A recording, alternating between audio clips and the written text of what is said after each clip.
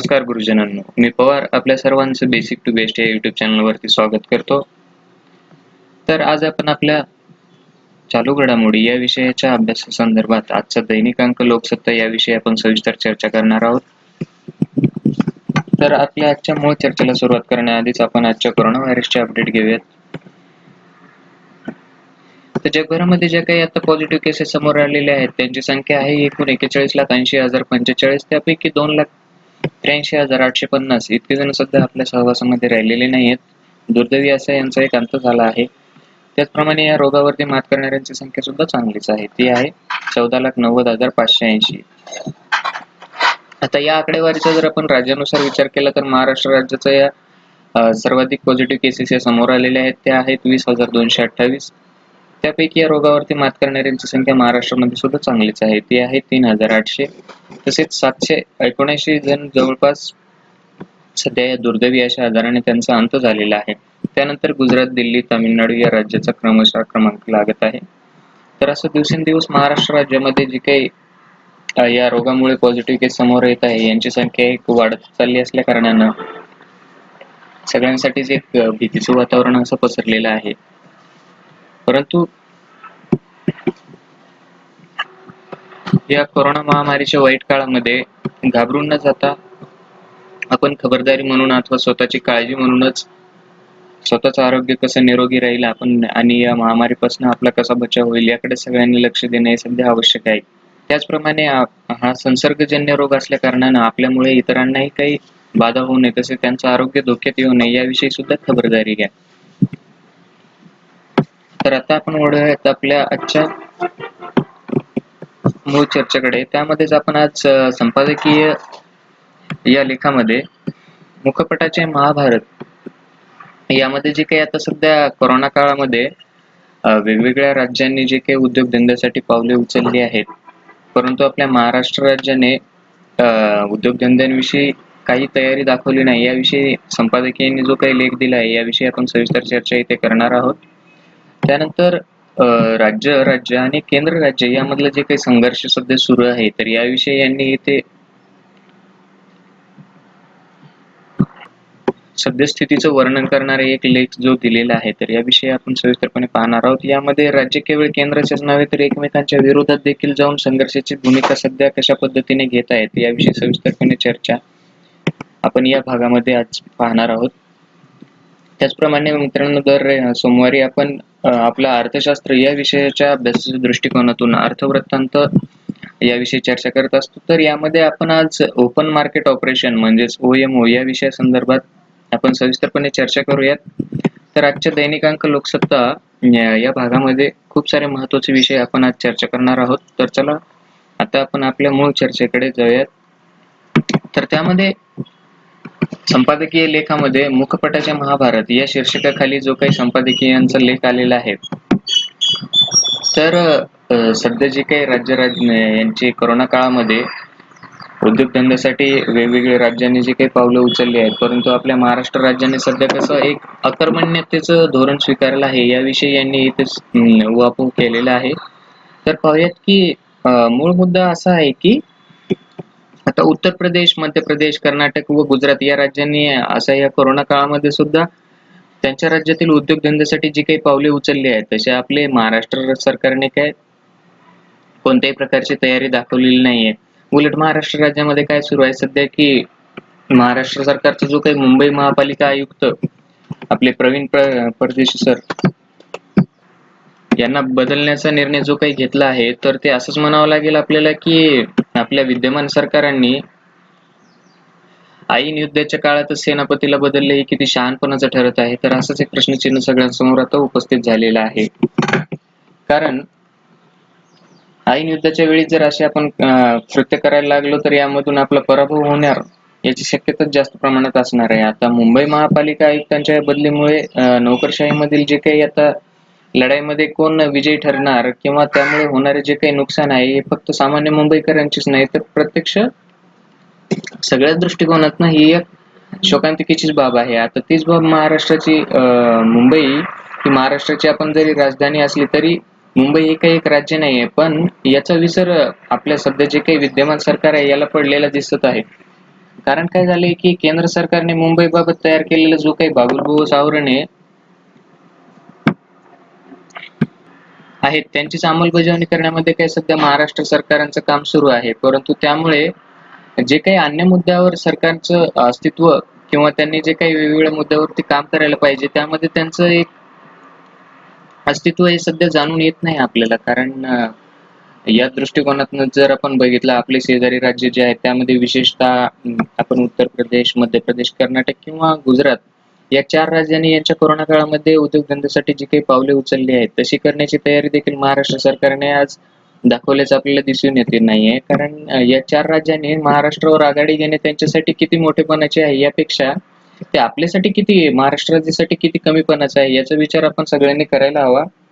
आता यांचं म्हणणं असंच आहे की जे शरद पवार यांच्यासारखे धुरंधर नेते या सरकारच्या पाठीमागे असताना सुद्धा राज्य सरकारची प्रशासकीय आणि आर्थिक अनास्था ही चिंता वाढवणारीच आज ठरत आहे. तर जे काही प्रवीण परदेशी सर आहेत यांच्या बदली मागे 2 कारणांची सध्या चर्चा सुरू आहे. त्यामध्ये पहिलं कारण असं आहे की राजकीय नेतृत्वाने जी काही प्रशासनास अतिरिक्त ढील दिलेली आहे हा असू शकतो. आता यामध्येच कारण कोणतेही जरी असले किंवा कोणतेही कारण आपण एक खरे मानले तरी त्यामागून समोर दिसते ती एकच बाब म्हणजे काय की आता या आपल्या राजकीय नेतृत्वाने या प्रशासनास अतिरिक्त ढील देऊन जी काही एक सध्याची परिस्थिती हाताळण्यासाठी चुकीचे धोरण निवडले जात आहे. तर याच्या अनुषंगाने काय आणखी आपल्याला जर उदाहरणादाखल बघायचं झालं तर राज्याचे जे काही आपले मुख्य सचिव अजोय मेहता यांच्याशी सुरू झालेला संघर्ष तसेच केंद्राकडून मुंबईतील कोरोना प्रसार या मुद्द्यावरती आलेला दबाव यातील एक कारण असं आहे की परदेशी यांच्या बदलीमागे असल्याचं आपल्याला दिसून येत आहे. परंतु मेहता किंवा परदेशी सर हे दोन्ही अधिकारी आपापल्या प्रशासकीय कौशल्यासाठी ओळखले जातातच. परंतु काय मुख्यमंत्री आपले जे आताचे सध्याचे उद्धव ठाकरे यांच्या पक्षाकडे मुंबई महापालिका ह्या बराच काळ असल्यामुळे आणि मेहता यांनी याआधी तिथे नेतृत्व केलेले असल्यामुळे आता यांना एकमेकांविषयी काय बराच असा आत्मविश्वास असणार आहे किंवा एकमेकांविषयी जे काही कार्य त्यांनी केलेलं आहे किंवा सध्या जे काही त्यांनी आतापर्यंत मुंबई महापालिकेला हाताळले आहे याविषयी त्यांना एक अनुभव तर आहेच. हे सगळं ठीक आहे पण आता परदेशी यांचे जे काही मुंबई हाताळणीमध्ये मेहता यांना हस्तक्षेपाची मोकळीक दिली गेली आहे ते तर अयोग्यच आपल्याला म्हणावे लागेल. आणि तसं जर नसेल तर मुंबईतील कोरोना प्रसार रोखण्यात आलेले जे काही कथित अपयश आहेत आणि केंद्राचा दबाव हे कारण यामागे असले तरी सुद्धा ते एक अयोग्यच म्हणावं लागेल. कारण या परिस्थितीचा कोणत्याही राज्यांना म्हणा किंवा कोणत्याही देशाला म्हणा या कोरोना काळाचा एक कोणताही अभूतपूर्व असा अनुभव आलेलाच नाहीये. त्या कारणाने आपण या दृष्टिकोनातनं कोणतरी आपलं कार्य बजावण्यासाठी अपयशी ठरलं आहे किंवा थोड्याफार प्रमाणात अपयशी ठरलं आहे म्हणून त्यांची बदली करणे हे एक अयोग्यच आपल्याला म्हणावे लागेल. आता याचेच कारण केवळ अधिकारी बदलला म्हणून मुंबईमधला कोरोना प्रसार हा थांबणार आहे का तर नाही. आणि दुसरं म्हणजे काय की या मुद्द्यावर केंद्र सरकार आता गायकुतीला झालेलं आहे. जवळपास 7 आठवड्याच्या आपण जे काही आता लॉकडाऊन केलेलं आहे सक्तीची जी टाळेबंदी केलेली आहे या विषाणूच्या कह्यातच आपल्या म्हणजे कंट्रोलमध्येच येत नसल्या कारणाने सगळेच कसे मुसळकेरात गेलेत की काय अशीच एक भीती आपल्याला वाटत आहे. तर अशी भीती आपल्या जे काही आता केंद्र सरकार आहे राज्य सरकार आहे या सगळ्यांनाच वाटत आहे. सर्वसामान्य नागरिकांचा सुद्धा त्यामध्ये सहभाग आहे. परंतु या सर्वांमुळे काही आता नियंत्रणात येत असल्याचे वातावरण जरी निर्माण झालेलं असलं तरी त्यामधूनच जे काही आता सध्या कोरोनाबाधित क्षेत्रामध्ये आपण सध्या दारू विक्री म्हणा किंवा मद्य विक्री सुरू करणे इतका घोळ घातला गेलेला आहे या सरकारांनी. त्यामुळेच काय यामधून एक उलट प्रशासनामधील गोंधळच आपल्या समोर दिसून आला आहे. कारण अशा वेळी केंद्राचा इतका दबाव घेणे राज्य सरकारला आवश्यक वाटत असेल तर मुंबई संपूर्णपणे काय केंद्राच्या हवाली करणे हा एक उपाय त्यामध्ये असू शकतो असं मत सुद्धा इथे संपादकांनी वर्तवलं आहे. तसे केल्यानंतर काय होणार आहे की राज्य सरकारला कोणतेही अपयश म्हणा किंवा जे काही आता ही परिस्थिती सावरण्यामध्ये त्यांना अपयश येत आहे किंवा जे काही या परिस्थितीविषयी बरे वाईट होईल यांची जबाबदारी आपल्याला राज्य सरकारवरती येण्याची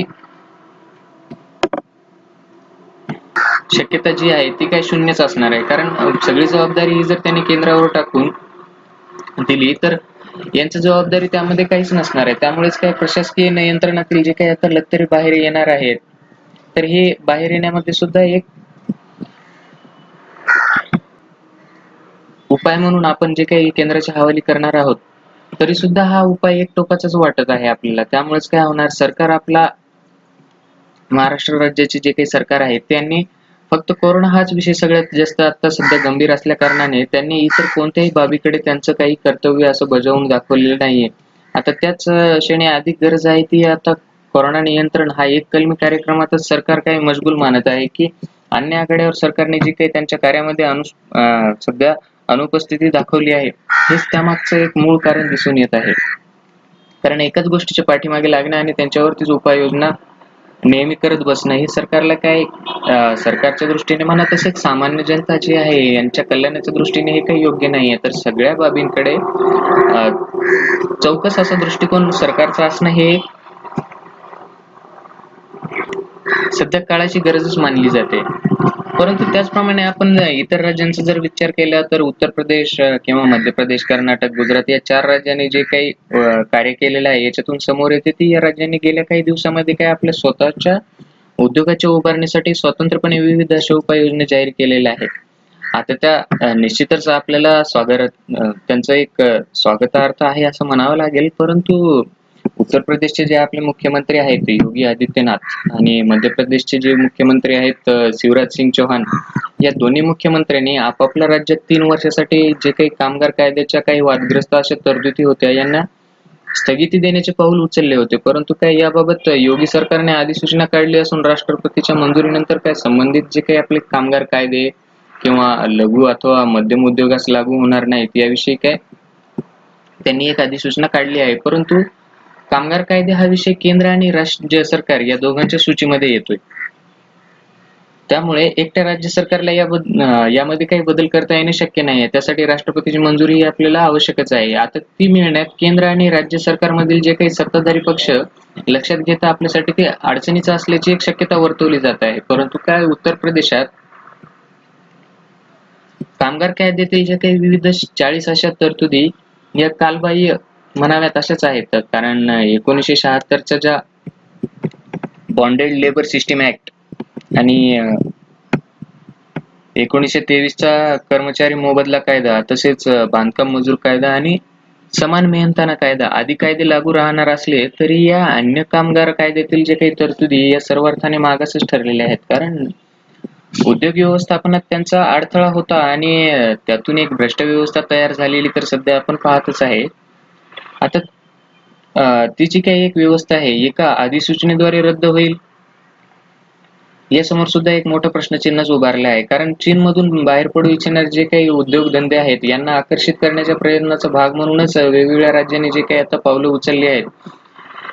असंच एक योगी सरकारचं म्हणणं आहे की त्यासाठी आम्ही आता सध्या प्रयत्न करत आहोत. परंतु हे जरी महत्त्वाचं असलं तर यामुळे काय होणार आहे की उद्योग स्थापन करणे आणि अधिक कार्यक्षमतेने ते चालवणे शक्य होईलही असे ते सरकार जरी आता म्हणत असेल. परंतु सध्याचा काळ जो आहे तो महत्त्वाचा आहे की सध्याची एक कोरोना काळाने जे काही आपल्यावर घाणा घातला आहे तर या परिस्थितीमधनं सुखरूप असे बाहेर पडणं हेच सगळ्यांसमोर आता एक महत्त्वाचा मुद्दा बनला आहे.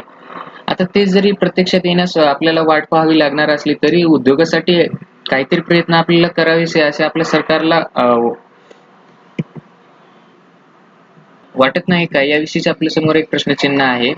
आणि असं जर सरकारला वाटत असेल तर ते आपल्या सगळ्यांसाठी एक काय सुखकारक म्हणा किंवा आपल्या सगळ्यांच्याच भवितव्यासाठी उज्ज्वल भविष्यासाठी एक योग्य असेच गोष्ट आहे. आता त्यामध्येच आपण उत्तर प्रदेशापाठोपाठ मध्य प्रदेशाने काही जे महत्त्वाचे बदल उद्योगधंद्यासाठी केलेले आहेत. आता त्यांच्या सरकारप्रमाणे काही कालबाह्य ज्या तरतुदी रद्द करताना मध्य प्रदेश सरकारने एक पाऊल पुढे टाकले आणि कारखान्यांना 12 तासाची एक पाळी सुरू करण्यास मुभा दिली आहे. आता उद्योगासाठी परवाना राज हा एक डोकेदुखीचाच विषय असतो. परंतु काही विविध नावाखाली कारखान्यांच्या तपासणीसाठी जे भेटी देणारे जे काही आपले सरकारी अधिकारी असतात यांना कशा पद्धतीने शांत केल्या जाते तर हे आपल्या सगळ्या जणांना माहितीच आहे. परंतु मध्य प्रदेश सरकारने या विविध तपासण्यांना ज्या काही केंद्र सरकारद्वारे केल्या जातात यांना आळा घालण्याची घोषणा केली आहे आणि उद्योग जगतामध्ये त्यांचे स्वागत तर होईल याविषयी काही प्रश्न नाही. परंतु औद्योगिक संबंध कायदा किंवा औद्योगिक विवाद, औद्योगिक रोजगार अशा विविध जे काही मुद्द्यामध्ये सुधारणा करण्याचा निर्णय मुख्यमंत्री शिवराज सिंग चौहान यांनी जाहीर केला आहे. तर यांचं बघून आपल्या गुजरात सरकारने काही कामगार कायद्यात सुधारणा करण्याची घोषणा केली आहे. परंतु आता त्याच अनुषंगाने कर्नाटक सरकारने काय केले, लघु आणि मध्यम उद्योगासाठी काही एक मदत अशी योजनेची सुद्धा घोषणा केली आहे. आता हे सगळ्यांचं एक आपण जर आढावा घेतला तर आपल्या महाराष्ट्रातील सरकारने यामधलं काही एक सुद्धा केलेलं नाहीये. कारण वास्तविक जर पाहिले आपण तर महाराष्ट्र हे राज्य कसं उद्योगाचं माहेरघर आहे असं मानलं जातं. पण परंतु या माहेरघराचे सध्याचे जे काही भाग्यविधाते केवळ कोरोना आपल्या सध्याचा जो काही एक महामारीचा काळ आहे त्यानुसार की फक्त कोरोनाच करत बसलेले आपल्याला सगळ्यांच्या दृष्टिकोनात दिसून येत आहे. तर या मुद्द्यावर खरे तर केंद्राकडून काही भवितव्य किंवा काही मोठा निर्णय असे घेणे अपेक्षित आहे का? तर याविषयी सुद्धा आपल्या मनामध्ये आता एक प्रश्नच आहे. पण आता केंद्र सरकारला त्यांच्या अशा वाईट परिस्थितीमध्ये त्यांनाच आपली स्वतःची स्थिती सुधारता येत नाही, तर त्यांच्याकडून आपण आपल्या राज्यासाठी काय मदतीची अपेक्षा करू शकतो? आता पाठीमागेच काय झालंय की अर्थमंत्री जे आहेत आपल्या केंद्रीय अर्थमंत्री निर्मला सीतारामन यांनी पंतप्रधानांशी चर्चा करून काही ज्या मोठ्या बातम्यांचा गाजावाजा केला होता, परंतु त्याविषयी पुढे काहीच घडलेलं नाही. आता ते केंद्राच्या लौकिक साजिश असं सुद्धा नाहीये. पण महाराष्ट्राने यामध्ये एक नकारात्मकतेचीच कशी भूमिका घेतली आहे, याविषयी इथे संपादकांनी प्रकाशझोत टाकला आहे. कारण जर याच दृष्टीने आपण इतिहासाचा एक संदर्भ घेतला तर गांधारीने ज्याप्रमाणे डोळ्यावर पट्टी बांधली आणि सगळं महाभारतच घडून गेलं, तर सध्याच्या या सरकारच्या मुखपटामुळे आपला कोरोनाचा प्रसार टळेल. पण त्यामुळेच काय आहे की निष्क्रियतेचा जो काही एक विषाणू सध्या पसरण्यासाठी एक मदत केली जात आहे सरकारकडनंच, तर त्या विषयानुसार आपल्याला भविष्यामध्ये रोखता येणार नाहीये. तर त्यांना रोखण्यासाठीचं आव्हान हे काही कोरोनापेक्षा अधिकच मोठं असेल. तर ते पेलून मुखवट्याचे महाभारत टाळायला हवेत असंच एक शंका म्हणा, एक सल्ला इथे आज आपल्या संपादकीयांनी दिलेला आहे. तर असं खूप सुंदर असा आजचा लेख होता आणि यामध्ये संपादकीयांनी जो काही सध्या आपल्या महाराष्ट्र सरकारने एक नकारात्मकतेचं धोरण किंवा निष्क्रियतेचं धोरण जे स्वीकारलं आहे, फक्त कोरोनाचा एक महामारीचा काळ आला कारणानं फक्त एकच बाबीवर संपूर्णपणे लक्ष केंद्रित न करता सरकारने कसे सगळ्या दृष्टिकोनातून चौकस अशा दृष्टीने संपूर्ण परिस्थितीचा आढावा घेऊन त्याविषयी उपाययोजना राबवल्या गेल्या पाहिजेत. तर याविषयी आपल्या आजच्या संपादकांनी एक खूप मौल्यवान असे विचार इथे यांनी मांडलेले आहेत. आता पुढील भागाकडे जाऊया. तोच आहे आजचा आपला लाल किल्ला. तर यामध्ये राज्य आणि केंद्र राज्य संघर्ष या शीर्षकाखाली जो काही लेख आला आहे त्याविषयी आपण सविस्तर चर्चा करूयात. तर या लेखामध्ये आपण आज पाहणार आहोत की कोरोना विरोधात जे काही एकत्रित लढाईच्या उद्देशाने केंद्र आणि राज्य सरकारने जी एक समन्वयाची भूमिका घेतली होती, परंतु जसजसे हे टाळेबंदीचे किंवा म्हणा लॉकडाऊनचे टप्पे जे आहेत आपण जसे वाढत जात आहेत, तसे तसे केंद्र आणि राज्य सरकार म्हणा किंवा राज्य सरकारमध्ये जी काही संघर्षाची वाटचाल आता सध्या सुरू झालेली आपल्याला दिसत आहे, तर त्याविषयी इथे सविस्तर चर्चा केलेली आहे. आता राज्य केवळ केंद्राचेच नव्हे तर एकमेकांच्या विरोधात सुद्धा जाऊन कशा पद्धतीने इथे संघर्षाची एक भूमिका निर्माण झालेली आहे, तर याविषयी आपण सविस्तर चर्चा करणार आहोत. तर मूळचा मुद्दा असा आहे की टाळेबंदीच्या तिसऱ्या टप्प्यात अनेक अशा गोष्टी बदललेल्या आपल्याला दिसल्या आहेत. कारण राज्यामध्ये संघर्ष सुरू झाले, तसेच काय केंद्र आणि राज्य यांच्यामधील मतभेद सुद्धा वाढत गेला आहे. कोरोनामुळे आता देशभर लागू झालेली जी काही टाळेबंदी आहे ही सगळ्यांनाच आपल्याला अस्वस्थ केलेली आहे. आता टाळेबंदी नकोशी झालेली असली तरी त्याशिवाय पर्याय सुद्धा नाही आपल्याकडे दुसरा काही. आता ती पूर्णतः आपल्याला उठवता येत नाही आणि कदाचित टाळेबंदीचा कालावधी वाढवावा लागेल असे संकेत सुद्धा केंद्राकडनं अनेक राज्यांनाही दिले जात आहे किंवा राज्याकडून सुद्धा असे अधिसूचना येत आहेत. परंतु या टाळेबंदीमुळे फक्त काय सर्वसामान्य लोकांचीच नव्हे तर केंद्राची आणि राज्याचीही कोंडी केली जात आहे. आता टाळेबंदीचा पहिला टप्पा अचानकच लागू झाला गेला. कारण झालं असं की एक दिवस आपण थाळी वाजवण्याचा कार्यक्रम झाला आणि पंतप्रधान जे काही आहेत आपले नरेंद्र मोदी यांनी काय 3 आठवड्याच्या टाळेबंदीची घोषणा करून टाकली. आता केंद्राने एका प्रकारे कोरोना विरोधात लढण्यासाठी पुढाकार तर घेतलाय असं आपण म्हणूयात, व राज्यांनीही या केंद्राने जे काही धोरण घेतलं आहे त्याचं अनुकरण करण्यास प्रत्येक राज्यांना सुद्धा सांगण्यात आलं होतं. आता राज्यांनी त्यासाठी काही एक होकारार्थी अशी मान डोलावली आणि त्यांनी ती अधिसूचना लागूही केली आणि ती त्या काळी एक परिस्थितीचा जर आढावा घेतला तर तेव्हा ती आवश्यकही होती. परंतु केंद्राला कोणीही विरोध केला नाही, ही एक सगळ्यात मोठी महत्वाची गोष्ट आहे या ठिकाणी. आणि विरोधी पक्षाची जरी सरकारे वेगवेगळ्या राज्यामध्ये अस्तित्वात असली तरी सुद्धा काय त्या राज्यांनी सुद्धा केंद्राचं जे काही यांनी अधिसूचना केलेल्या आहेत त्या ऐकण्याचं त्यांनी एक धोरण स्वीकारलं आता केंद्राने मार्ग दाखवला तसं जायचं एवढंच राज्याने केलं आहे. त्यामुळेच काय केंद्राने जे काही मंत्रिगट स्थापन केला आणि आपले जे काही आता सध्या केंद्रीय आरोग्य मंत्रालयाअंतर्गत वेगवेगळे असे गट सुद्धा स्थापन केले गेले की या परिस्थितीचा पूर्ण आढावा घेण्यासाठी. परंतु काय केंद्रीय मंत्र्यांना राज्य सुद्धा यामध्ये वाटून दिले गेले. थेट जिल्हाधिकारी यांच्यापर्यंत सुद्धा काय आहे, की या मंत्र्यांचं सुद्धा बोलणं होत होतं, यांच्याशी संवाद होत होता. असं सगळं सुरू असताना सुद्धा त्यानंतर आपले जे काही नीती आयोग आहेत यांच्या अधिपत्याखाली 11 उच्चाधिकारी गट असे अस्तित्वात आले गेले. आणि त्याचबरोबर आपले पंतप्रधान कार्यालय सुद्धा सक्रिय असे होतेच. आता पंतप्रधानांनी काय सर्व मुख्यमंत्र्यांशी चर्चा केली. आता त्यामध्ये त्यांनी उद्योगांशी म्हणा, उद्योगाशी संबंधित किंवा वैद्यकीय तज्ञांशी जे काही तज्ञ आहेत आपले त्यांच्याशी सुद्धा चर्चा केली. आता कोरोना विरोधात लढणाऱ्या जे काही आपले सध्या कोरोना वॉरियर्स म्हणूया आपण, जे मध्ये की डॉक्टर असेल, नर्सेस असतील, त्यांना की आपण परिचारिका असे म्हणतो, अशा संरक्षणकर्त्याशी त्यांनी संवाद साधला आहे. ती एक चांगली गोष्ट आहे म्हणा किंवा त्यांना एक प्रोत्साहनपर वाटेल अशी सुद्धा परिस्थिती त्यावेळी निर्माण झाली होती. परंतु या कोरोना रक्षणकर्त्यांना अभिवादन करण्यासाठी सेना दलाच्या हेलिकॉप्टरने जी काही त्यांच्यावर पुष्पवृष्टी केली आहे, ती सुद्धा त्यांना आपण एक प्रोत्साहन देण्यासाठीच म्हणूयात की केलं गेलं असेल. परंतु कोरोनाची लढाई केंद्र सरकार स्वतःच्या बळावर तर लढत आहे आणि आता सध्या ती परिस्थिती आपल्याला सगळ्यांच्या नजरेत सुद्धा आलेली आहे. परंतु ही सगळी कारवाई आपण जे सरकार आपलं करत आहे ती राष्ट्रीय आपत्ती नियंत्रण कायद्याअंतर्गतच सरकार सध्या करत आहे.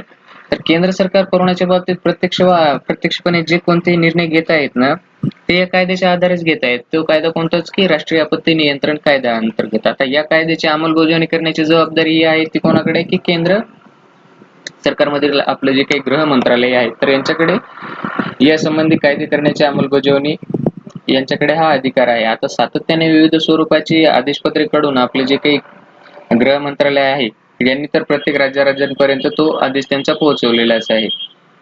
आता हे जे काही आपलं केंद्रीय गृह मंत्रालय आहे ते सध्या आहे आपले अमित शहा यांच्या नेतृत्वाखाली असलेले आहे. तर पुढील मुद्दा असा आहे की राष्ट्रीय टाळेबंदीच्या पहिल्या टप्प्यामध्ये जे काही केंद्र आणि राज्य यांचे संबंध तुलनेने समन्वयाचं असं एक साधलेलं गेलं होतं. परंतु टाळेबंदी जशी जशी वाढत चालली होती तशी तशी यांच्यामध्ये जे काही आता संघर्ष म्हणा कसं वाढत चालला आहे याविषयी जर आपण एक बघितलं तर टाळेबंदी कशी लागू करायची, नमुना चाचण्या कशा घ्यायच्या आणि किती करायच्या, रुग्णालय किंवा असतील किंवा आपले जे काही सध्या आरोग्य केंद्राची क्षमता जी आहे प्रत्येक राज्यामध्ये, जिल्ह्यामध्ये किंवा तालुक्यामध्ये कशा पद्धतीने वाढवता येईल, त्यानंतर जे काही नर्सेस, डॉक्टर वगैरे किंवा वैद्यकीय सेवा देणारे जे काही कर्मचारी आहेत यांना प्रशिक्षण कसे द्यायचे, या सर्वांबाबत काय या कोरोनाच्या लढ्यामध्ये केंद्र सरकारने आपल्याला मार्गदर्शन केलेले आहे. राज्यांनी पुढाकार घेत केंद्राच्या या सल्ल्यांचे काय पालनच केलेले दिसलंय आपल्याला. त्यामुळेच काय राज्यांनी स्थलांतरित आणखी एक महत्त्वाचा प्रश्न म्हणजेच काय, स्थलांतरित मजुरांचा जीच की याची जबाबदारी स्वतःच्या अंगावर घेतली आता प्रत्येक राज्यांनी. परंतु यामध्येच असा एक मुद्दा की तेलंगणाचे मुख्यमंत्री जे आहेत आपले चंद्रशेखर राव यांनी म्हणाले की मजूर मूळचे कुठलेही असोत ते आमचेच रहिवासी आहेत. तर त्यांची संपूर्ण जबाबदारी तेलंगणाचीच असं सुद्धा यांनी ते वक्तव्य केलेलं आहे. पण सुरुवातीचा हा राज्यांचा जो काही उत्साह होता या लढ्यामध्ये तो अधिकाधिक केंद्रीकरण होत गेले. जसजशी टाळेबंदी ही जास्त दिवस वाढत गेली तसतसं त्यांचं जो काही एक वक्तव्य होतं या वक्तव्यामध्ये असणारा जो काही खरेपणा आहे तो कशा पद्धतीने कमी होत गेला आहे आपण सगळ्यांनी बघितलंच आहे. कारण राज्याचे उत्पन्न घटले, राज्यांनी केंद्राकडे पैसे मागितले आता सध्या टाळेबंदीमध्ये, पण ते त्यांना काही मिळालेले नाही आहेत. आता त्यावरूनच आणखी एक मुद्दा जो आपल्या स्थलांतरित मजुरांचा होतो तो महत्वाचा, की या मजुरांनी जो काही उद्रेक केला आहे त्यांना ज्या ठिकाणी थांबायला सांगितलं आहे त्या ठिकाणी ते मजूर थांबण्यासाठी आता तयार सुद्धा होत नाहीत. त्यांना आता हजारो किलोमीटर हे पायपीट करण्याच्या आपल्या कहाण्या सुद्धा आपण प्रसार माध्यमांद्वारे ऐकलेल्या आहेत किंवा आपल्या दृष्टीस आल्या असतील. तरी सुद्धा स्थलांतरित मजूर हा एक आता सध्याचा राजकीय मुद्दाच बनला आहे. कारण राज्यांनीही जी काही मजुरांची सोय करणे आता त्यांना आवश्यक होऊ लागले आहे. आता आपल्या दिल्लीचे मुख्यमंत्री जे आहेत अरविंद केजरीवाल म्हणाले होते की 20 लाख मजदुरांची आम्ही सोय करू. पण मग हा आकडा 10 लाखावर जरी आला तरी पण त्यांना त्यांची सोय करणं काही झालेले नाहीये. आता नंतर कोणत्याही राज्याने हिशोबच ठेवला नाही या गोष्टीचा की आपल्या राज्यामध्ये किती मजूर आहेत आणि किती स्थलांतरित आहेत किंवा स्थानिक आहेत किंवा त्यांच्या सद्यस्थितीचा आढावा जर यांनी वरवरनच घेतलेला आहे. कोण सुद्धा त्यांच्या मुळाशी जाऊन या पूर्ण परिस्थितींचा एक आढावा घेतलेला आपल्याला दिसत नाही. परंतु वास्तवामध्ये असं आहे की प्रत्येक राज्यामध्ये जे काही आता सध्या मजुरांचे एक हाल होत आहे, स्थलांतरित मजुरांच्या मुद्द्यावरून जे काही केंद्र सरकार आणि राज्य सरकार यांचे संबंध आता बिघडायला लागलेले आहेत. आता सध्या या मे महिन्यामध्ये टाळेबंदीचा तिसरा टप्पा सुरू झाल्यानंतर ते तर आणखीनच ताणले गेले आहे. कारण उदाहरणार्थ जर बघायचं झालं तर आपले पश्चिम बंगालचे जे काही स्थलांतरित मजुरांना ते आपल्या राज्यामध्ये सुद्धा घेत नसल्याचा आरोप तेथील तृणमूल काँग्रेस जो काही सत्ताधारी पक्ष आहे यांच्यावरती केला गेला होता. आता केंद्रीय गृहमंत्री जे आहेत आपले अमित शहा यांनी थेट मुख्यमंत्री जे आहेत पश्चिम बंगालच्या तृणमूल काँग्रेस या पक्षाच्या नेत्या ममता बॅनर्जी यांना पत्र लिहून जॉब सुद्धा विचारला होता की तुम्ही अशा पद्धतीचे निर्णय का घेत आहात. तर त्यांनी सुद्धा काही एक योग्य अशा प्रकारे म्हणा किंवा जे की सगळ्यांच्या मनाला पटेल असं काही त्यांच्याकडनं उत्तराची अपेक्षा केली गेलेली नाहीये. त्यातच काय की केंद्रीय गृहमंत्री जे आहेत आपले अमित शहा यांनी थेट मुख्यमंत्री ममता बॅनर्जी यांना पत्र लिहिलं. त्या कारणानेच काय झाले की सत्ताधारी पक्ष केंद्रामध्ये जो काही आहे भाजप आणि पश्चिम बंगाल राज्यामध्ये जे काही सत्ताधारी पक्ष आहे तृणमूल काँग्रेस यांच्यामध्येच काही एकमेकांवरती आरोप करण्याचे आता सध्या सत्र सुरू केले आहे त्यांनी. आता आधीच परिस्थितीने खूप हाल केलेल्या अशा मजुरांना गावी जाण्यासाठी केंद्राने थोडाफार खिसा इथे हलका जरी केला असेल तरी सुद्धा जर राज्यच त्या मजदुरांना आपल्या राज्यामध्ये येण्यासाठी परवानगी देत नसतील किंवा त्यांच्या सीमा बंद करून त्यांना जर एक वाळीत टाकण्याचा प्रयत्न करत असेल तर हा मुद्दा खूप आता कळीचा आहे आणि आपल्या समाजाचे म्हणा किंवा समाजातील दृष्टिकोनातूनच हा खूप एक शोकांतिकेचा एक विषय आहे. आता यातच दुसऱ्या दृष्टिकोनातून जर बघायला झालं तर आपलं जे काही आता पीएम केअर्स फंड उभारला आहे तर या पीएम केअर फंड मध्ये जे काही आता निधी जमा झालेले आहे तर या फंडाला केंद्र सरकारने हात सुद्धा लावले नाही. त्यातच असं म्हटलं जाते की मजुरांनी त्यांनी स्वतःच्या पैशाने आपापल्या रेल्वेचं तिकीट काढावं आणि आपापल्या घरी जावं. या सगळ्या गोंधळामध्ये भाजपचे जे काही आपण खजिनदार म्हणून मानले गेलेले आहेत पियुष गोयल यांचे रेल्वे मंत्रालय हे सुद्धा वेगळंच राहिले आहे. आता हाच मुद्दा काँग्रेसने काय ऐरणीवर धरला होता की आम्ही या मजदुरांना घरी पोहोचवण्याचा खर्च करतो. परंतु काय की एक विरोधी पक्ष असल्या कारणाने त्याकडे बघण्याचा दृष्टिकोन सुद्धा सत्ताधारी पक्षाचा वेगळाच असल्या कारणाने काँग्रेसचा जो काही मनसुबा होता तो एक पूर्णत्वास गेलेला नाहीये. त्या कारणाने हा मुद्दा परत आणखी एकदा ऐरणीवर आला तो म्हणजेच काय आता स्थलांतरित मजुरांच्या प्रश्नावरून राज्यामध्ये तर संघर्ष सुरू झालेलाच आहे आणि केंद्र सरकारने काही स्थलांतरित मजुरांकडे आधीच लक्ष दिलेलं नाही. तर या मजुरांचं काय करायचं ते प्रत्येक राज्यांनी बघून घ्यावं. अशी बगीचा भूमी जे काही आपल्या केंद्र सरकारने सध्या बग्यांची भूमिका आता घेतलेली आहे. पण आता हा प्रश्न हाताबाहेर गेल्यानंतर त्याची खापर आपण महाराष्ट्र सारख्या म्हणा किंवा गुजरात सारख्या विकसित राज्यावर फोडली जात असल्याचं आपल्याला पाहायला मिळत आहे. कारण राज्याच्या विकासामध्ये स्थलांतरित मजुरांचा वाटा हा खूप मोठा आहे. मग त्याची जबाबदारी हे जे काही विकसित राज्य आहेत यांनी का घेऊ नये. कारण त्या राज्याचा विकास करण्यासाठी या मजुरांनी तर खूप मोठं असं योगदानच दिलेलं आहे असं जर आपण म्हटलं आणि ते प्रत्यक्षात वास्तव परिस्थिती सुद्धा खरी आहे. तर या सगळ्यांची जबाबदारी या ज्या काही राज्यांनी का घेऊ नये असं सुद्धा इथे एक प्रश्न उपस्थित होतो. पण गेल्या देशभरामध्ये काय जे काही महिनाभरामध्ये आपण टाळेबंदी असताना मजुरांचे जे काही आपापल्या गावी जाण्यासाठी या स्थलांतरित मजुरांनी जो काही एक अट्टहास केला होता तर महाराष्ट्राचे सरकार हे त्यांना कशा पद्धतीने ठेवून घेणार आहे किंवा आपण त्यांना तुम्ही तुमच्या घरी जाऊ नका किंवा मूळ गावी जाऊ नका असं आपण महाराष्ट्र सरकार त्यांना म्हणा किंवा जे काही राज्य सरकार आहे ते त्यांना कसं म्हणू शकतो हा सुद्धा इथे एक प्रश्नच आहे. कारण मजुरांच्या तिकिटांचा खर्च देखील महाराष्ट्रानेच करावा असे आता मध्येच काही की उत्तर प्रदेश सरकारनं आपल्याला सांगितलं होतं. परंतु बिहारच्या सरकारला तेच वाटत होतं की आमच्या मजुरांना आमच्यापर्यंत पोहोचवण्याचा खर्च करा. परंतु जर आपण एक मुद्दा बघितला उत्तर प्रदेश सरकार महाराष्ट्रातील उत्तर भारतीय मजुरांना उत्तर प्रदेशात घेण्याची तयारी सुद्धा दाखवत नसेल तर आपण त्याविषयी खर्च करून त्यांना त्यांच्या राज्याच्या सीमेपर्यंत पोहोचून सुद्धा काय उपयोग नाही आहे ना त्या गोष्टीचा. तर ही बाब जारी झाली तेव्हा योगी सरकार थोडंफार नमले होते की तुम्ही पाठवून देण्याची व्यवस्था करा मजुरांना आम्ही आमच्या राज्यामध्ये त्यांचा स्वीकार करतोय. परंतु यामध्येच एक कळीचा मुद्दा असा ठरला ते आपल्या ममता बॅनर्जीचा तोच की काही पश्चिम बंगाल सरकारनं एक असा आडमुठीचीच भूमिका घेतलेली होती. कारण जरी मजदुरांना आपण बंगाल या राज्यापर्यंत पोहोचून देण्याची त्यांच्या प्रवासाची जरी व्यवस्था केली तरी हे तिथलचं राज्य सरकार त्यांना आपल्या मूळ गावी घेण्यासाठी त्यांना परवानगी देत नव्हते. प्रत्येक ठिकाणी असे सीमा बंद करून त्यांना मजदूर जे आहेत त्यांना त्याच ठिकाणी एक खूप हालाकीचे असे जीवन व्यतीत करण्यासाठी किंवा दिवस असे जे आहेत खुंटत काढण्यासाठी सरकारने त्यांच्यावरती जाणून बुजून अशी एक वाईट परिस्थितीच आणून ठेवली होती. आता या सगळ्या परिस्थितीत एक हास्यास्पद मुद्दा असा म्हणावा लागेल की बिहारमध्ये यावर्षी काय झालं की विधानसभा निवडणुका होणार असल्या कारणाने तेथील मुख्यमंत्री जे आहेत की आपले नितीश कुमार यांनी राजकारण डोळ्यासमोर ठेवत अनेक मजूर जे काही आहेत परराज्यामध्ये आपल्या राज्यातनं गेलेले आहेत तर त्यांच्या तिकिटाचा खर्च करण्याचं त्यांनी मान्य केलं. आता त्याचप्रमाणे काय कर्नाटक सरकार यांच्या राज्यातील जो काही मजुरांना परत जाऊ देत नव्हते ते पण महाराष्ट्रातील जे काही आता कन्नड भाषिक मजुरांना परत घेण्यासही नकार दिलेला आहे त्यांनी. आता कर्नाटकनेही महाराष्ट्राचे संघर्ष या संदर्भात सुद्धा कायमच ठेवलेला आहे. मजुरांचा असो किंवा पाणी प्रश्न असो नेहमी तो आपला संघर्ष कायम करण्याकडे त्यांचा एक अट्टाहास असतो म्हणा.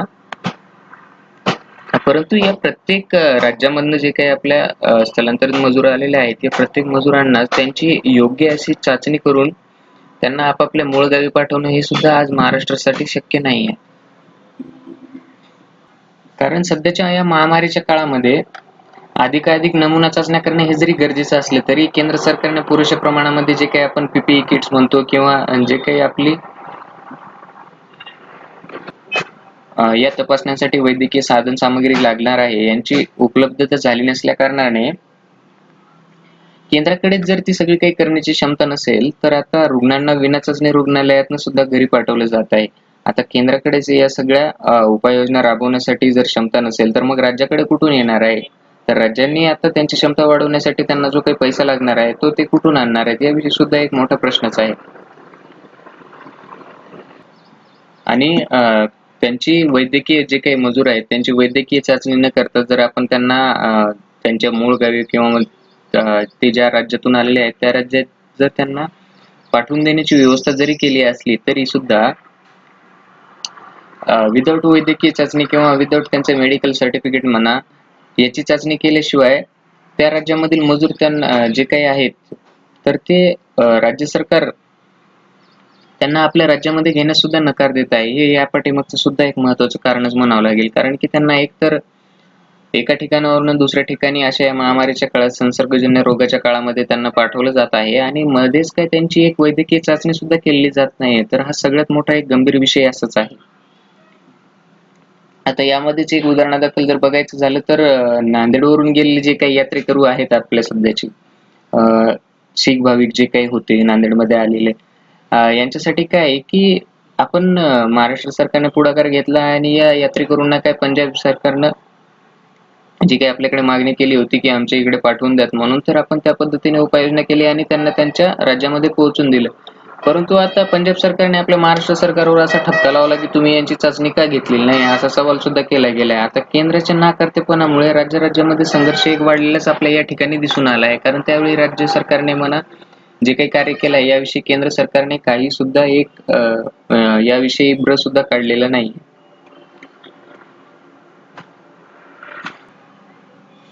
आता या टाळेबंदीच्या काळामध्ये कोरोनाचे रुग्ण सध्या आपल्याला झपाट्याने वाढत आहेत असेच दिसत आहे. सुरुवातीलाच आपण जे काही कोरोना व्हायरसचे अपडेट बघितले यामध्ये दिवसेंदिवस आपण पाहतच आहोत की संख्येमध्ये कसं एक लक्षणीय अशी वाढच होत आहे. हा सगळ्यांसाठी एक गंभीर असाच विषय आहे.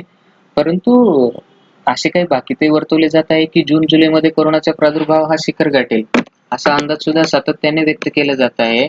त्यामुळेच काय केंद्र सरकारवरचा एक दबाव असा वाढलेलाच आहे. आता दिल्लीमध्ये जे काही बैठकांच्या फेऱ्या वाढलेल्या आहेत केंद्रीय गृह मंत्रालयाच्या आदेशपत्रामध्ये सगळ्यात जास्त वाढ झालेली आहे. आता टाळेबंदीत रुग्णांची संख्या वाढली कशी अशी विचारणा सुद्धा केंद्राकडून प्रत्येक राज्यांना होताना दिसते आपल्याला. आता त्यामध्येच महाराष्ट्र, गुजरात, तेलंगणा, तामिळनाडू म्हणा किंवा दिल्ली, पश्चिम बंगाल आणि मध्य प्रदेश अशा काही जे वेगवेगळे राज्य आहेत या राज्यांच्या प्रशासनावर देखील केंद्राचा सध्या विश्वास कसा कमी झालेला आहे. कारण बाबा इतकी सगळी टाळेबंदी असताना सुद्धा तुमच्या राज्यामध्ये रुग्णसंख्या कशा पद्धतीने वाढत आहे आणि ते वाढण्यापाठीमागचं कारण काय आहे याविषयी त्यांच्याकडे केंद्र आणि राज्य सरकारमध्ये जो काही एक समन्वय होता तो आणि त्यामध्ये असलेला जो काही विश्वास आहे त्यांच्या प्रशासनावरती तो एक कमी झालेला आपल्याला इथे दिसतो. कारण केंद्र सरकारने राज्याविषयी असं अविश्वास दाखवण्याचं एक मूळ कारण असं आहे की जे काही राज्य आहेत येथील महत्त्वाच्या शहरामध्ये जिथे आता कोरोनाचा प्रसार जास्त प्रमाणात होत आहे अशा ठिकाणी केंद्र सरकारने काही पथके पाठवली आहेत आणि या पथकाने दिलेला जो काही अहवाल आहे तर या अहवालाच्या अनुषंगानेच केंद्र सरकारने त्या राज्य सरकारांवरती एक जो काही अविश्वासाचा ठपका लावलेला आहे, तर हे सगळ्यात मूळ कारण त्या ठिकाणी आपल्याला मानावं लागेल. आता त्यामध्येच काय की दुसरीकडे प्रशासकीय अधिकाऱ्यांच्या जे काही बदल्या केल्या जात आहेत. आता राज्यांनी टाळेबंदी करणे काटेकोरपणे अंमलात आणली नसल्याने रुग्णांची संख्या वाढत असल्याचे केंद्र सरकारला वाटत जरी असलं आणि ते एका दृष्टीने योग्यही असेल, परंतु फक्त या सगळ्या कारणामध्ये फक्त राज्य सरकारची 100% चुकीचं धोरण आहे असं सुद्धा आपल्याला म्हणता येणार नाही. कारण काय गेल्या आठवड्यात केंद्रीय आरोग्य मंत्रालयाने जे काही पत्रकार परिषदेत तसे स्पष्टपणे बोलून सुद्धा दाखवलं आहे. त्यामुळेच राज्य सरकारे अपयशी होत असतील तर केंद्रीय पथके वारंवार पाठवली जातील.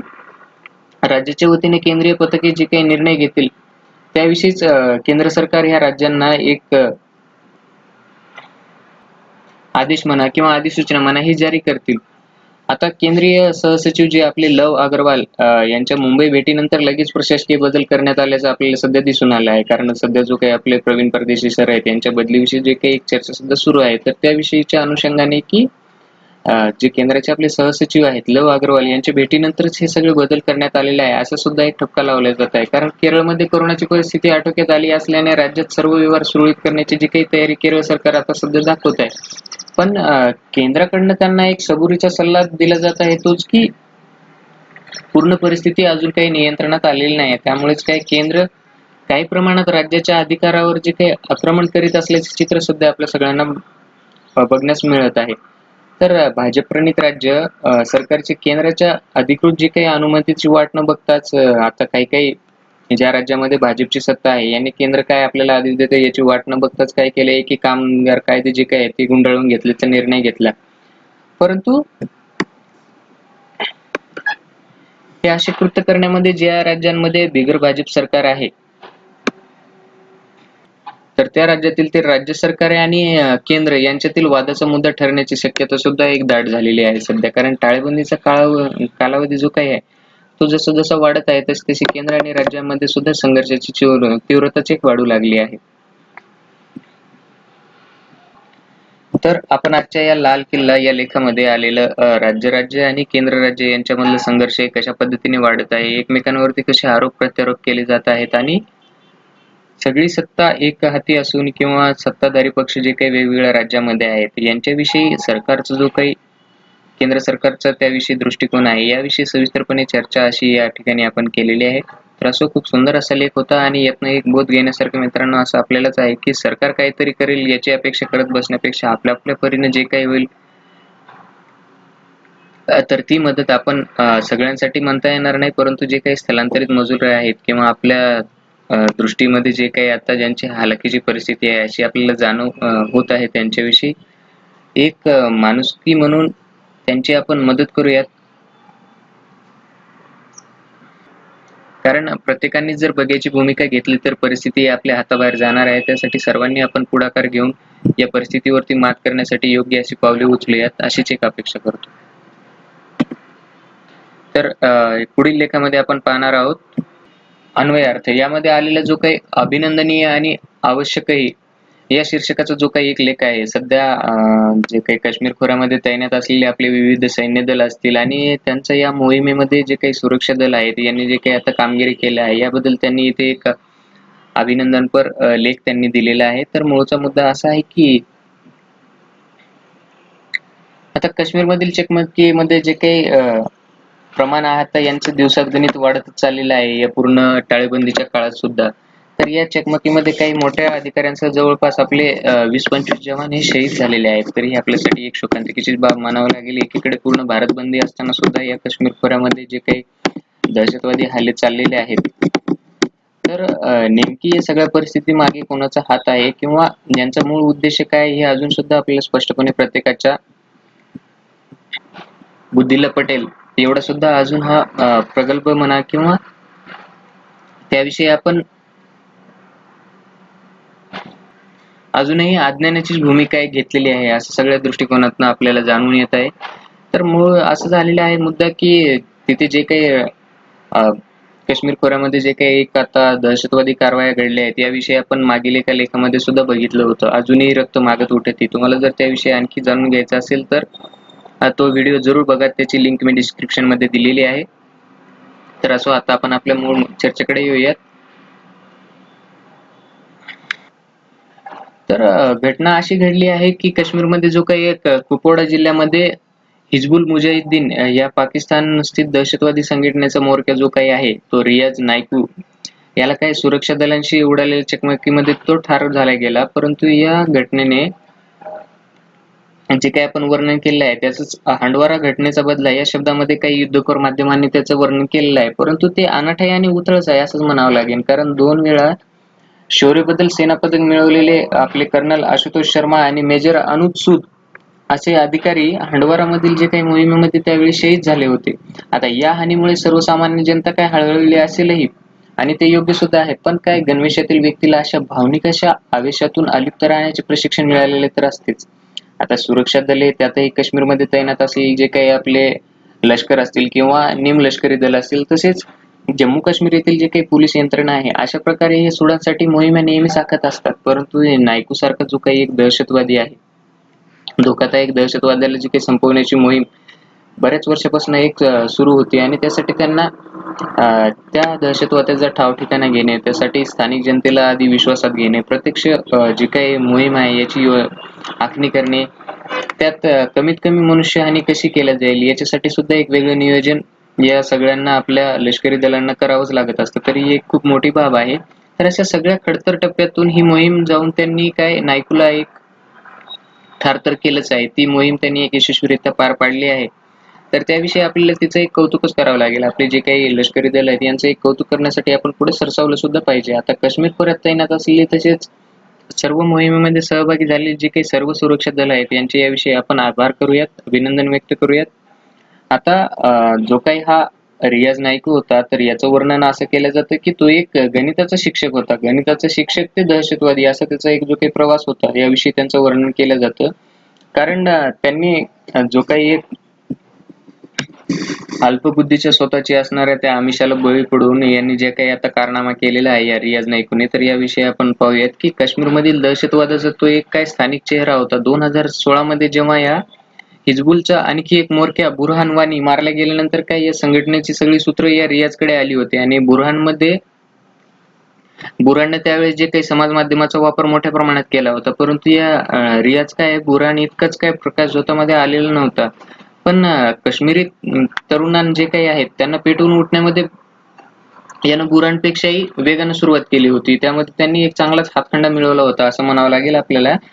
त्यामुळे झालं असं की तो अधिक घातक असाच बनला होता. कारण त्यांनी जे काही कारनामा केला आहे की सुरक्षा दलांशी जे काही 2 हात करून त्यांनी आपलीच हानी होत आहे हे त्याला कळून चुकल्यानंतर रियाजनं कसं केलं की सर्वसामान्य काश्मीरींना सुद्धा तेथील जे काही नागरिक आहेत यांना लक्ष केलं. आता त्यांना लक्ष करण्यापाठीमागचं कारण असं की हे भारताचे लष्करी खबरी आहेत असं सांगून त्या ग्रामस्थ जे काही आहेत त्यांना क्रूरपणे असे ठार सुद्धा करत होता. त्यांची हत्या सुद्धा करत होता आणि त्यांची हत्या करताना त्यांची व्हिडिओ शूटिंग करून ते जे काही आहेत ते आपल्या सोशल मीडियावरती अपलोड करून मी किती खुखार आहे किंवा मी खूप धोकादायक आहे असंच त्यांनी एक स्वतःला पदवी देण्याचा जो काही त्यांनी एक उद्योग सुरू केला होता हा त्याचा एक आवडीचाच होता असं त्यांचं यामध्ये वर्णन केलेलं आहे. तर त्यामुळे या विषयाची दहशत काय प्रत्येकच ठिकाणी अशी पोहोचलेली होती. जवळपास त्या काश्मीरमधील पंचक्रोशीमध्ये तर जास्त प्रमाणात पसरली होती. आता याच बरोबरीने काय पोलिसांनी किंवा आपले जे काही लष्करी दल असतील या जवानांनी काय त्यासाठी एक योजना आखून ती योजना कशी एक पूर्णत्वास नेण्याकडे जे काही आमूलाग्र असे योगदान दिलेले आहे तर याविषयी आपण या लष्करांचे एक अभिनंदनच करायला पाहिजे.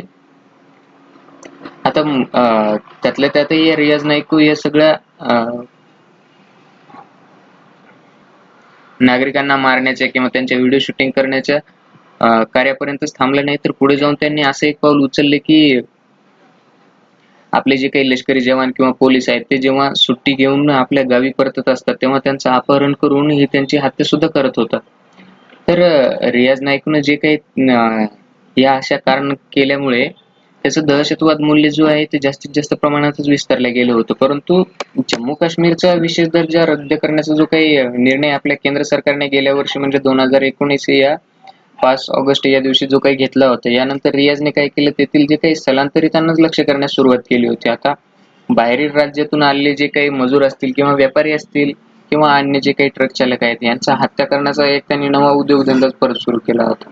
असा हा दहशतवादी अखेरीस एका खबरीमुळे सुरक्षा रक्षकाचे जे काही आपले दल आहेत, जवान आहेत, यांच्याद्वारे काश्मीरमधील जो काही एक बेगमपुरा या गावामध्ये तो सापडला आणि त्याला आपण ठार करण्यामध्ये आपल्या लष्कराने जी काही एक महत्त्वाची भूमिका बजावली गेली आहे, तर त्याविषयी आपण यांचं एक अभिनंदनच करायला हवं आहे.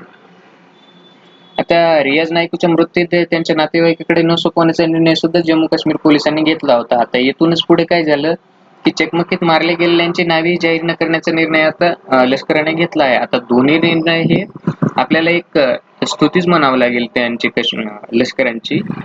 कारण काश्मीरविषयी आणखी एक घोडदौड म्हणजेच काय नवीन जी काही घडामोड आहे ती अशी की पाकव्याप्त काश्मीर म्हणून जो काही आपला मुझफ्फराबाद हा जिल्हा आणि गिलगिट बाल्टिस्तान येथील जो काही हवामानाचा अंदाज आणि वृत्त भारतीय हवामानशास्त्र विभागातर्फे जो काही आपण IMD जो म्हणतोय यांच्याद्वारे सध्या आता प्रसारित केला जाणार आहे. परंतु काय गिलगिट आणि बाल्टिस्तान भागात निवडणुका घेण्यास पाकिस्ताननी सर्वोच्च न्यायालयाने तेथील सरकारला दिलेली जी काही परवानगी आहे हा प्रतिसाद सुद्धा एक असू शकतो. कारण भारतीय नकाशामध्ये हे दोन्ही प्रदेश भारताचा एक भूभाग आहे असं आपल्याला दाखवलं जातं तेव्हा आणि ते योग्य सुद्धा आहे. तेव्हा हवामानाचा अंदाज जाहीर करताना त्याची दखल घेणे आपल्यासाठी प्रदीर्घ आणि संसदेचे जे काही अधिष्ठान लाभलेल्या धोरणाशी एक सुसंगतच आहे असं आपल्याला म्हणावं लागेल. आणखीनच काही मोजक्याच्या बाबीची दखल घेण्याची गरज या निमित्ताने सुद्धा आपल्याला एक आवश्यकता आहे असं वाटत आहे. तीच काय की जम्मू काश्मीर आणि लडाख जे आहे या दोन्ही भूभागाचा प्रशासकीय मक्त केंद्राने तर आपल्या हाती घेतलंच आहे. आता ह्या तिन्हींपैकी जे काही विशेषतः काश्मीर खोऱ्यामध्ये दिल्लीविषयी अजूनही संशयाची आणि भ्रमनिरासाची भावना सध्या कायम आहे. तर त्यामुळे काय तेथील राजकीय नेते आजही अघोषित बंदिवासातच आहेत. टाळेबंदी तर तिथे गेले 8-9 महिने झाले सुरूच आहे. कारण कोरोनामुळे देशभर जी काही टाळेबंदी असली तरी काश्मीर खोऱ्यासाठी ती फार प्रदीर्घ ठरलेली आहे. आता या अविश्वासाचे निराकरण करण्याबाबत केंद्र सरकारने जे काही एक उत्तरदायित्वाचं आजपर्यंत काही धोरण हाती घेतलेलं नाही. मात्र वचक ठेवणे म्हणजेच बेदखल करणे असं तर असू शकत नाही ना. आता काश्मीर हे भारताचं एक अविभाज्य अंग आहे अशी तर आपल्याला सगळ्यांना ओळखच आहे काश्मीरची.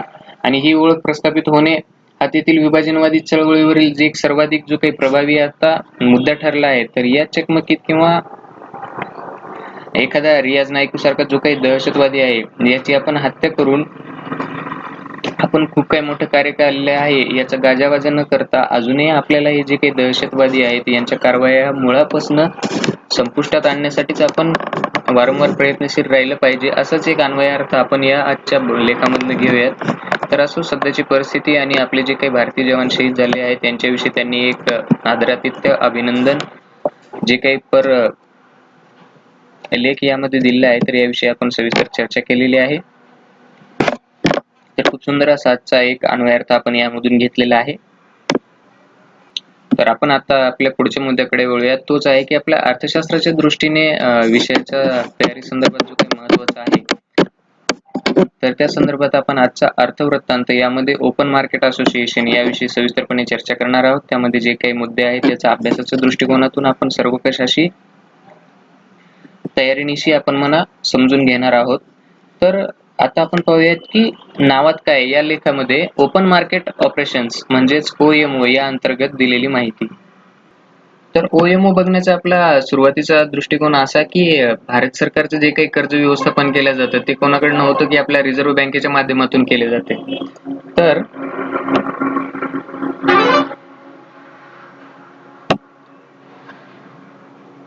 आपली रिझर्व्ह बँकेचे जे काही मौद्रिक धोरणाअंतर्गत आपण CRR म्हणा किंवा SLR रेपो आणि रिव्हर्स रेपो या अतिरिक्त समाविष्ट असलेला एक महत्त्वाचा असा अस्त्र म्हणूया किंवा मुद्दा म्हणूया तो म्हणजेच काय ओपन मार्केट असोसिएशन. आता हे जे काही CRR म्हणजेच काय स्टॅच्युटरी SLR म्हणजेच काय स्टॅच्युटरी लिक्विडिटी रेशो, CRR म्हणजेच काय कॅश रिझर्व्ह रेशो आणि रेपो आणि रिव्हर्स रेपो यांच्या व्यतिरिक्त जो काही एक महत्त्वाचा मुद्दा आपल्या या रिझर्व्ह बँकेच्या माध्यमामध्ये मांडला जातोय तोच कशाचा आहे की ओपन मार्केट ऑपरेशन याविषयीचा आहे. म्हणजेच आपण त्याला शॉर्ट मध्ये OMO असं सुद्धा म्हटलं जातं. आता रिझर्व्ह बँकेची जी काही धोरणे आहेत ती दोन मुद्द्यांशी संबंधित असतात. आता त्यामध्ये पहिला मुद्दा असा आहे की व्यवस्थेमधील जी काही चलनाची उपलब्धता आणि दुसरा मुद्दा की देशातील महागाईचा दर. आता हे सगळं बघायला गेल्यास चलनाचा पुरवठा आणि महागाईचा दर यांच्यामध्ये एक कसं घनिष्ठ संबंध आहे याविषयीच आपल्याला जाणून घ्यायचं आहे. तर अर्थव्यवस्थेमध्ये जो काही पैशाचा प्रवाह हा गरजेपेक्षा जर जास्त असेल, तर महागाई डोक्यावर काढू लागते आणि अशा वेळी व्याजदर नियंत्रित करून रिझर्व्ह बँक महागाईचा दर आटोक्यात आणण्यासाठी प्रयत्न करते. परंतु काय अल्पकाळात जर व्यवस्थित चलनाचा पुरवठा सुरळीत व्हावा यासाठी रेपो आणि रिव्हर्स रेपो याचबरोबर आपण ओपन मार्केट ऑपरेशनही केले जाते. तर कशासाठी की अल्पकालामध्ये जो काही चलनाचा आपला पुरवठा आहे हे सुरळीत व्हावा म्हणून आपण ओपन मार्केट ऑपरेशनची मदत घेतो.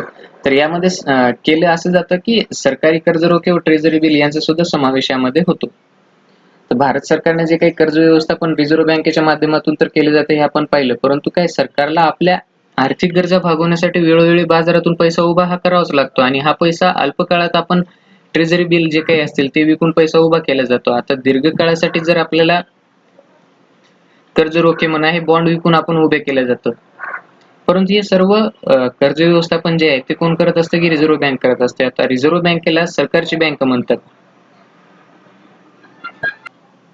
तर ही बँक सरकारची असल्या कारणानेच आपण रिझर्व्ह बँक जे काही सरकारसाठी कार्य करत आहे त्यामध्ये त्यांचं हे एक प्रमुख काम आहे की काय OMOचं ऑपरेशन करणं हे सरकार रिझर्व्ह बँकेचे एक प्रमुख कामच आहे.